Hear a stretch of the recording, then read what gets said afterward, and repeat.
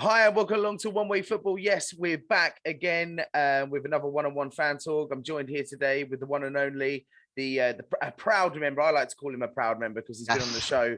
You've been on the show a few times now. Do you know what I mean? So you're part of the woodwork on the show.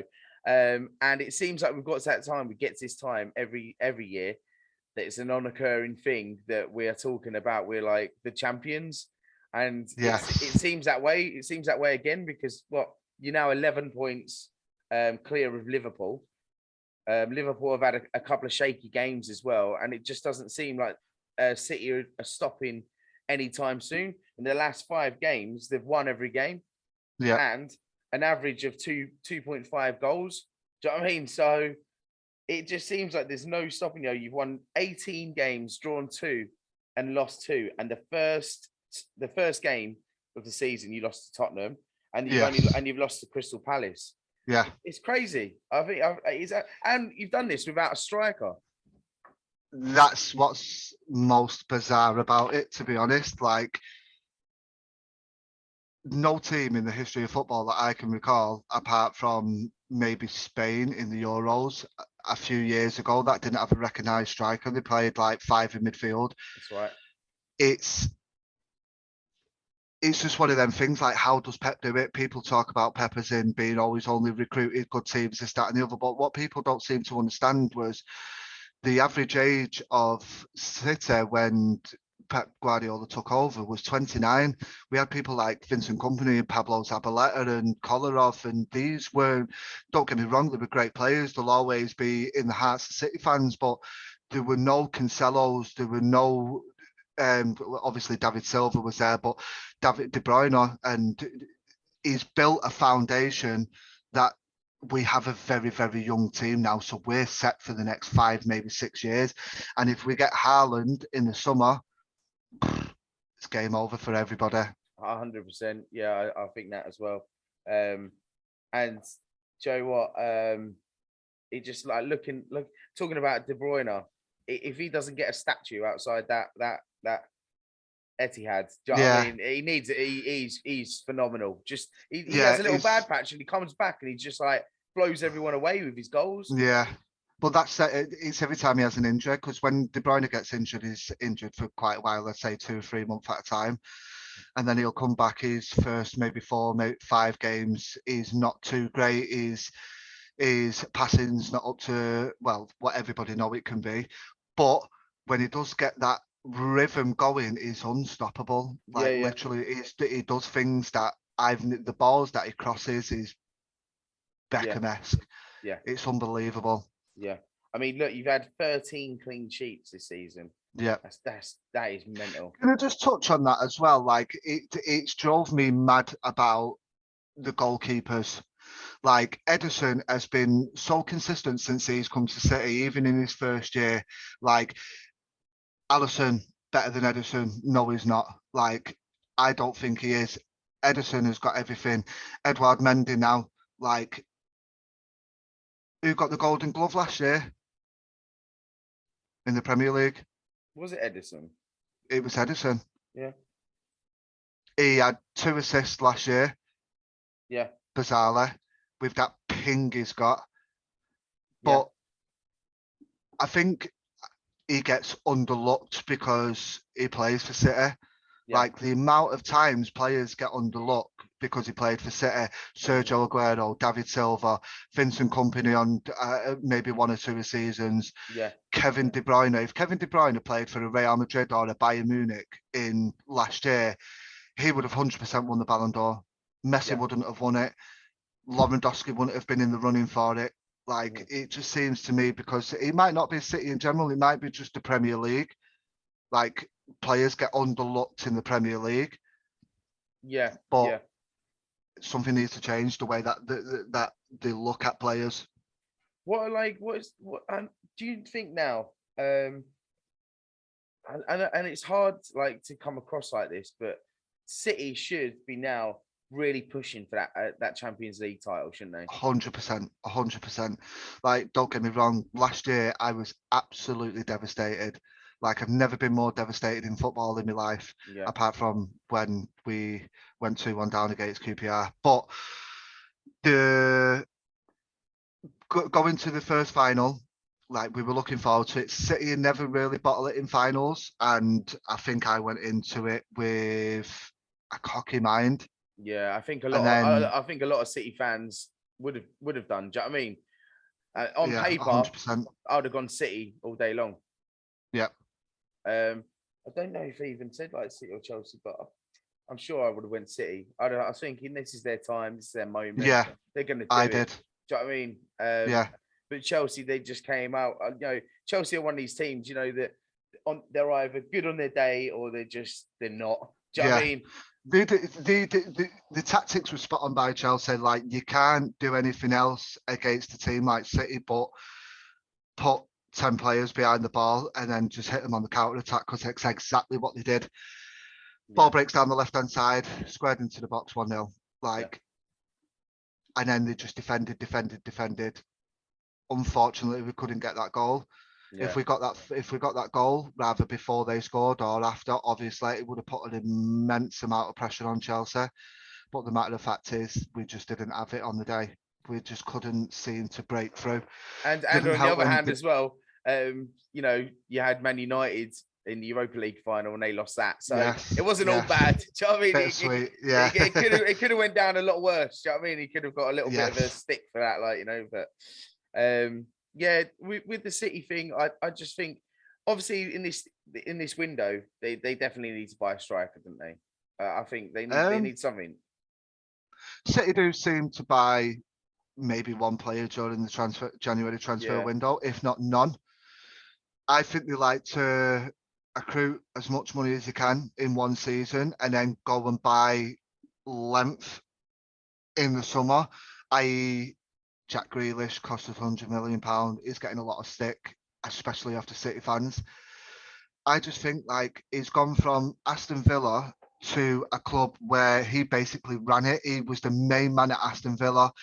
He could train how he wanted. He could play how he wanted. He knew he walked into the team regardless.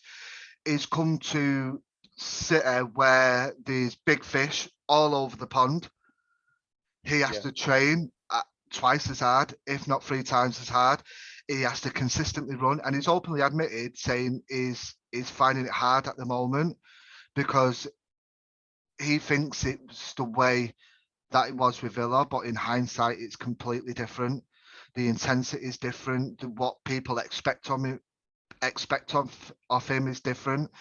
With that £100 million price tag on his head as well, it's going to put an immense amount of pressure on him. But I think as the months go on and the more games he gets and the more used to the expectations of what City put on him, I think he'll only get better and better and better. There's a reason why City bought him. There's potential that City have seen. Don't forget, Tika Varane doesn't go and scout a player because he's doing well at another club. He sees it for the talent. Yes, he sees the talent in him. If you think about Ruben Diaz, for example, don't get me wrong, he was a good player before he came to City, but Tiki must have seen something in him. Look at him now. For his first year, people were raving about Van Dijk. Don't get me wrong, Van Dijk is absolutely quality. I love how he plays, but smashed all Van Dijk's records. His momentum's kind of dropped now, isn't it? It's starting to drop a little bit. And I think he would do if he had a year out. I spoke to a Liverpool, but I spoke to a Liverpool supporter, and he said, before there was all this hype about him being maybe the best centre back in do you know what I mean, in the last decade. The world, or in the world, And now, talking to him again about it, and he just went, it's deteriorating. You don't see it there now as much. And there's a lot of players that have sussed him out and bully him off the ball. The only way you get, because he's a big bloke anyway. So you really need to just give him a good shove off that ball. And I've seen players do it to him now, and they bully him, and that's the only way you're going to get around it. Could that be down to his injuries, or could that have a mental effect on him of what Ruben Diaz has done in his first season? He's no longer top dog in the Premier League, so he's kind of lost that motivation, so to speak. Players is never the same once they have an injury. You know, it's always going to be there. It's always going to be that, oh God, what if it happens psychological again? Yeah. And players then tend to maybe like take more care in their pace, the way the way they handle the ball. So 100%. But don't get me wrong, he's still an exceptional player. Oh yeah, 100%. Yeah, I mean, I'd love him at Arsenal, and I think any other team would love him. Do you know what I mean? Yeah. But talking about Ruben Diaz, right? So I had him in my fantasy football team, right? Yeah. And because we got the one-way football league on there. I said to this lead supporter that joined, and he looked at my team and he went, don't keep the same City players in. Yeah. Because Pep Guardiola loves to have that change. He loves to change a lot. But this is what everyone gets at, right? And has a little dig at City for having 2 starting 11s. So it's like there's no competition there because there's like they've got 2 starting 11s. Do you know what I say to that? Tell your club to get 2 starting 11s then. Yeah. If City can do it, why can't anybody else do it? Yeah. It's like Chelsea got the financial backing, United got the financial backing, Arsenal have got the financial backing or got the money, but they've just not got the backing from the board. Yeah. It's been like that for the past decade. Yeah. Like they have got the money, they've paid off the Emirates now, so they've not got that dangling over the head. They just don't seem to spend money. Like these clubs have got the financial backing to have a second squad. Like Chelsea come out and say like City are lucky, like they've had no COVID. We have had COVID. De Bruyne was off not that long ago with COVID. Cancelo, his 3rd time he's had COVID. Like Ferran Torres before he moved to Barcelona had COVID. We have had COVID, but we've dealt with it better than everybody else. Yeah. And we've brought players through the academy that can handle first team football if we need to. Like we have built a structure within City that is preparing for the what ifs. Yeah. Instead of the now.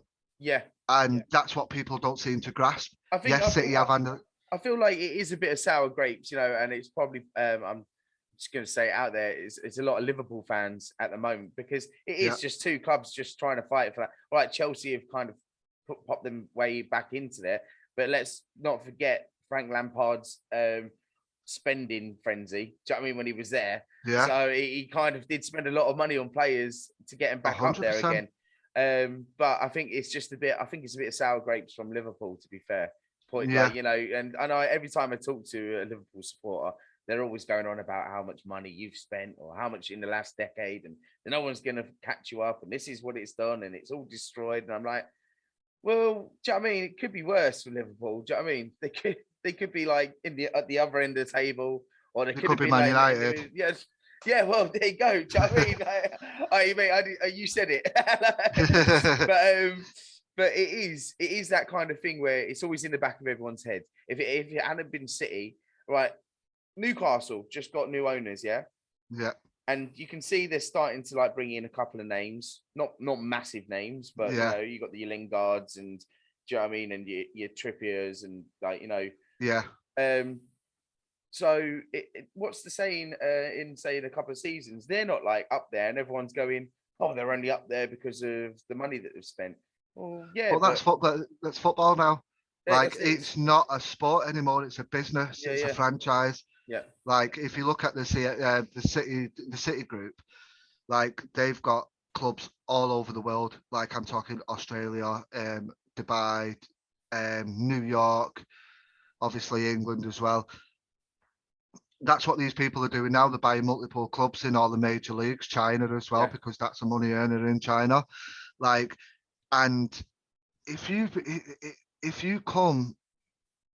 owner comes to you and says, I want to put multi-billions of pounds into this club, I want to buy this club, nobody's going to say no. You snatch your hand off, wouldn't you? As an Arsenal supporter, I'd do the same. Do you know what I mean? Yeah. Because everyone gives me that question, would you? I'd feel quite happy, to be fair. Yeah. I would. If I'm winning trophies, I couldn't give a shit. I really couldn't give a shit. All I'm looking at is the cabinet. But I don't Yeah. want, it is a bit, it's bad the way, you just bought the league, well, no, because every club's got, like you say, money behind them. It's Yeah. bullshit if you say they haven't, because they have. Unless you're Derby County. Oh yeah, unless you're Derby, yeah. See, they've got a good game today, actually. Forest, in it. Yeah, but that's what I mean. So obviously growing up in the 90s, I've always been a big City fan. Even where in Gran Canaria, I used to all every day, every game I was there watching it if it was on telly, because we were shit then, we were never on telly. But I remember in the early 90s when we were getting beat by Stockport County 2-1 at Main Road. Mm-hmm. Like, that's how shit we were. Mm-hmm. And for us to go through a transition to who we are now, why can't we have that? I've grew up my whole entire life watching United dominate and going into schools. And don't forget, I'm from the heart of Manchester. I'm from the central of Manchester. So it was divided: City fans, United fans. There were never Liverpool fans here and there, or Arsenal fans here and there, or what have you. It was always City and United. And in the early 90s, it was the vast majority that were United fans because of the popularity. Yeah. So I had to go through my whole childhood, half of my adulthood, of City being and nobody, basically. Mm-hmm. And then obviously we got Chinese investors took over City. They had billions of pounds. They were a rich organisation. It didn't quite work. And then obviously Sheikh Mansour took over with the help of Khaldoon Al Mubarak and Tiki coming a few years later. And then we've just built this structure of dominance. Yeah. And it works. If anybody else's club doesn't want to do that, that's their own prerogative. That's not ours. Yeah. We've not only built a foundation in football. Yeah, of course it does. We've not only built a foundation in football, we've built a foundation within the community. Yeah. And that's what people are not realising, that they're only looking at the footballing aspect instead of what we're doing behind the scenes as well. So let them talk. You look at it as well, like, City were one of the first teams, to build the new stadiums, and do you know what I mean? And start that, that ongoing thing. Now everybody wants to do that. Do you know what I mean? Like, and you see the likes of Tottenham having their new stadium. Yeah. So West Ham. Do you know what I mean? All right, we'll let West Ham kind of got theirs off an auction. Like, well, to be fair, City did. City still don't own their ground. It's owned by Manchester City Council. When we took over it in 2003, it was a 100-year lease. Yeah. We've bought the naming rights to the stadium, but we still don't own the ground. Oh, right. Okay, I didn't know that. But the thing with, like, Tottenham, you look at their legacy in the last I don't even know how many decades it is. Like, but they've got, like, probably arguably the best stadium in the world right now. 100%. And it is, like, when I was speaking to Johnny, the Tottenham supporter, he was going to Palace. Can't really argue with that, because it is good. So, but they put money into that. Do you know what I mean? And so, like you said, it's a business. The whole game is a business. And you've got to kind of build on something that it's nothing to make it work. You watch Newcastle, give it a couple of seasons. You know what I mean? We could be sat here talking to each other and going, "Fucking hell, it's a race now between Newcastle and City." Yeah, that's it. Obviously, that's a financial fair play. They need to get sponsorships in. It depends how much they're willing to get the sponsors in, because the sponsors are a big factor of how much revenue you make in a year.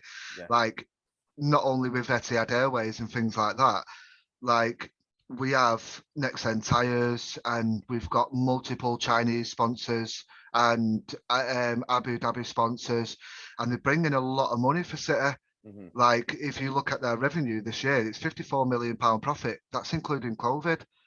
Like, we've for the first time ever, we've made more revenue than Manchester United. Yeah. So it's just one of them things. If Newcastle do it right, they will be a force. Yeah. It's just at the moment they're in a bad spot to pull in the big names that they really want. Yeah. You know, when they brought in Trippier, I was like, well, he's 31. You know, That's the reason why Coutinho turned them down, because of where they are in the league. Yeah, yeah, it is one of them things, isn't it? You know, and we've just got to watch out what they do in the summer. In the summertime, can they build on that? Depending if they can get out of relegation. But right, let's talk about the City's double. Do you think City can get a double this season? Because last season you won the Premier League and you won the Carabao Cup, yeah. Yeah. We maybe could win the famous treble this season. We're still in the FA Cup. Joe, what? Never put it off the table. Never put it off the table. And do you think then, if you were to win the treble this season, would your treble be more famous than United's treble? Going on point wise, what style. Style. It depends on what style we win it. It's like United will always be famous because of the way that they won the Champions League, with Ole Gunnar Solskjaer's goal and Ryan Giggs' goal in the FA Cup, which was outstanding. And it was a structured Manchester United team. Like, people still underestimate that team. Yeah. Now, like, they were a phenomenal team back in '99. Unbelievable team. Oh yeah. But if City carry on doing the way that they do and they carry on dominating, like City win, it's getting a bit boring now, but like tactically, unbelievable. Like, I've never seen anything like it. Like, we're going back to the point with not having a recognised striker. Yeah. Like, we've done it for 2 seasons now. We've dominated without a striker for 2 seasons. Like, you could argue Gabriel Jesus is your striker, but is he though? Like, he plays better on the wings. He's been phenomenal for us when he's been playing on the right. Yeah. Yeah. Like, and if we do, and if we win it in spectacular fashion, then yeah, I think it'll be more famous because everybody will remember it for a dominant City team instead of a last-minute equaliser or a great run down the left from Giggs. Yeah.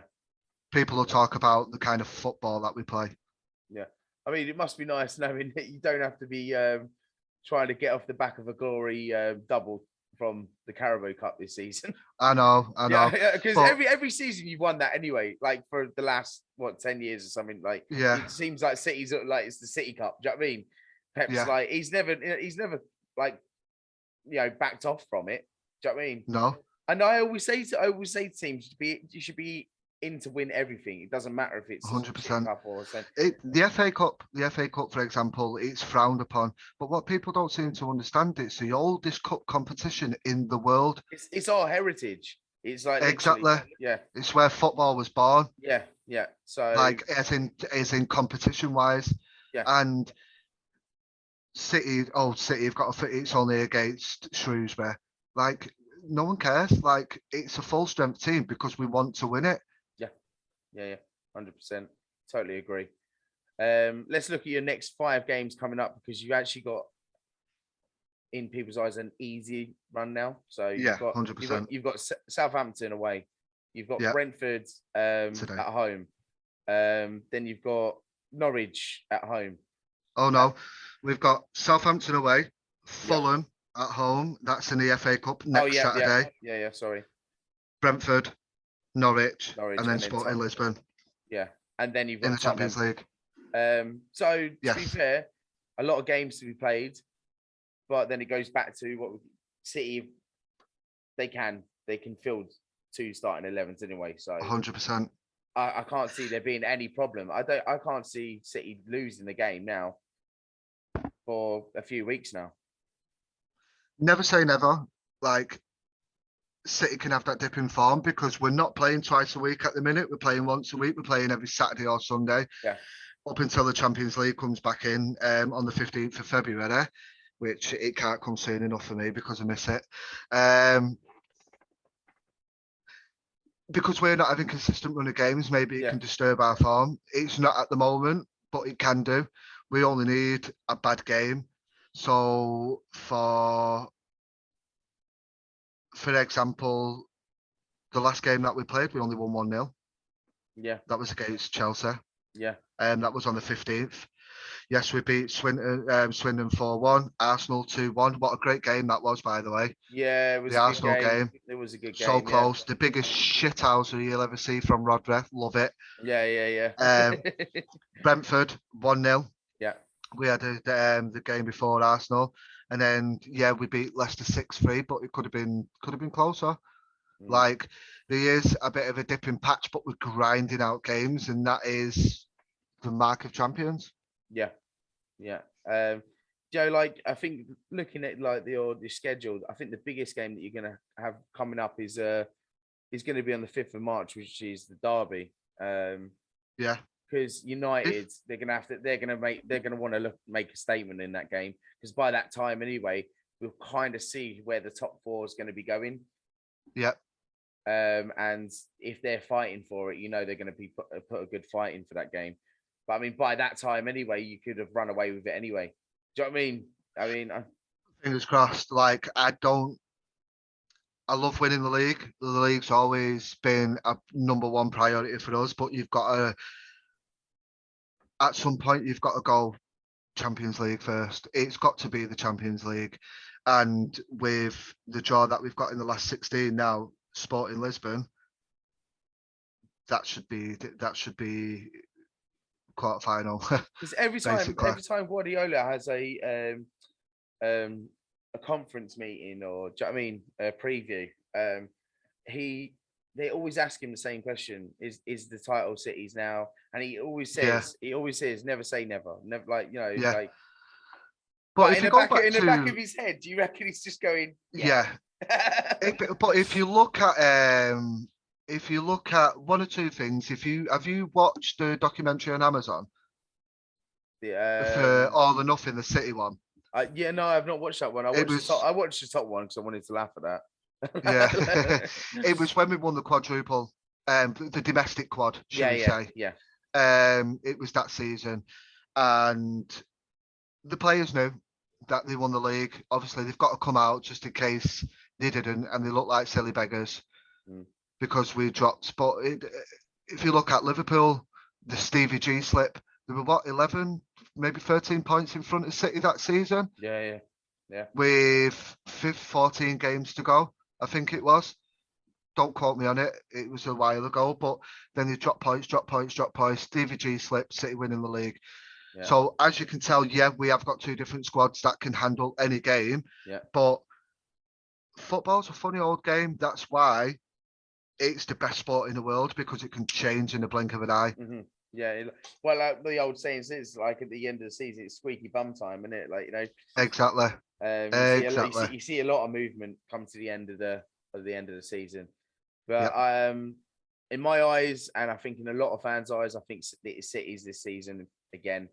I really can't see you slipping up many games from now.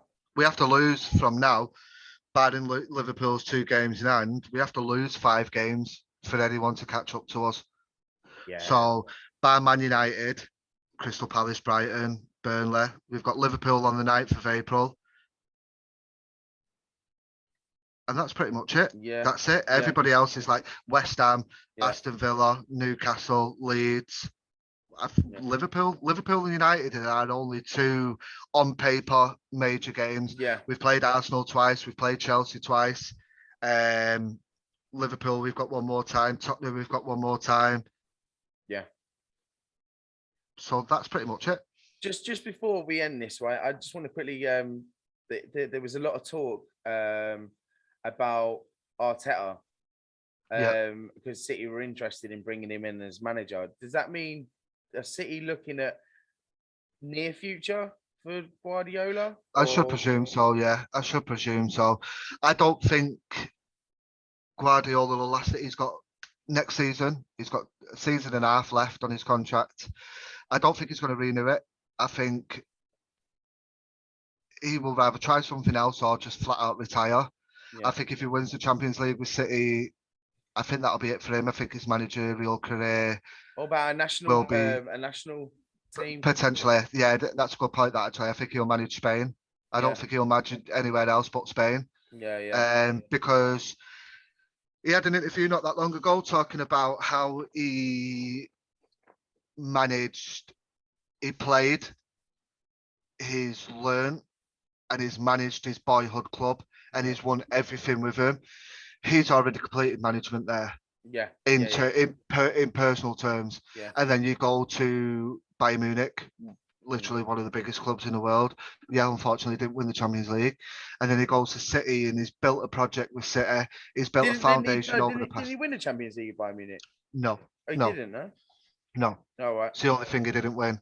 Right. Last time he won the Champions League was it 2006, 2007 against United? Yeah. It was against Manchester United, right. And Messi scored that brilliant header. Yeah.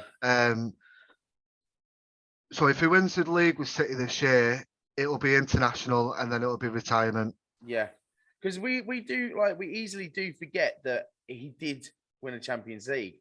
Yeah. You know, because we always look at it now, he's been at City for so long, you know. But we forget that he has won these trophies. So he has got basically nearly everything under his belt.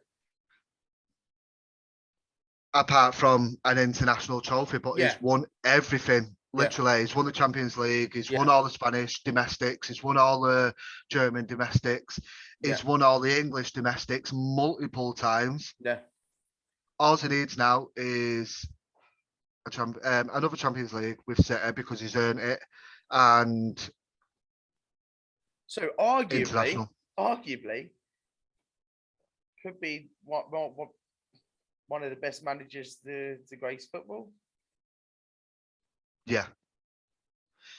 Obviously, with what Fergie's done at Manchester United, going back to, I'd say, because he did say someone did say to him, "Oh, do you think that you'd ever match, you know, Ferguson's record?" And he turned around and went, "I don't have that time on my hands at the moment." Yeah, but, you know, it's like, you know, it's in terms of ratio and the Premier Leagues that he's won, then you could arguably say he's better. Like we're the only team in the history of English football that's won the domestic quad, so to speak, all 4 domestic trophies. We've broke the record of the amount of points, the amount of away wins, the amount of home wins. Like City's just been a phenomenal force since Guardiola took over, by the first 2 seasons, maybe. Yeah. Like, don't underestimate what he's done and how far he's brought the club and how many trophies he's won with him. Yeah. Phenomenal. Yeah. Perfect, mate. Perfect. Right, we're going to leave it there anyway, mate. Thank you for coming on. Not always nice to have a little chat with you. It's always interesting what you have to say about City and put away the haters, because there's always the haters. Talking of haters, can you just tell Bernardo Silva just to maybe stay on his feet a little bit more in the box, all right? No, thanks. Anyway. I had to get it in there, but listen, fucking hell. It was a penalty, James. Come on, it was a penalty. No. Do you know what? Like, you can't. A lot of people now will be still going, James, still fucking going on about that. You can't grab his shirt as well. It was a little knock on the knee. Was it enough? No, but the shirt pull was. It was if it was outside the box, it would be a free kick. But Xhaka, oh my God, this guy. Do you know when they've been on the news about Arsenal getting penalised for fraud of a yellow card? Yes. Yeah. So, and I turned around and went, well, at least we know it's not Xhaka because he just gets straight reds. Yes, that's very true. Very, very true. Right, mate. Thank you for coming on. Anyway, always a pleasure. Don't forget to like and subscribe and share all the content. If you're new to the channel, find us on Facebook as well, in our private group, and Twitter as well. And we shall see you very, very shortly. I'm actually going to try and get something together where I get a few of us on here from different teams. Yeah. Right. Yeah. A podcast. And then like literally everyone can have their say about the standings in the league. Might do one at the end of the season or something. And then we can have a right good old rant, can't we? Yes. That's absolutely fine by me. I might have to cut that one short because everyone will want to cut in and have their say. But yeah, we'll see then. Anyway, cheers, mate. Thanks, mate. No problem. See you guys. Thank you. One Way Football.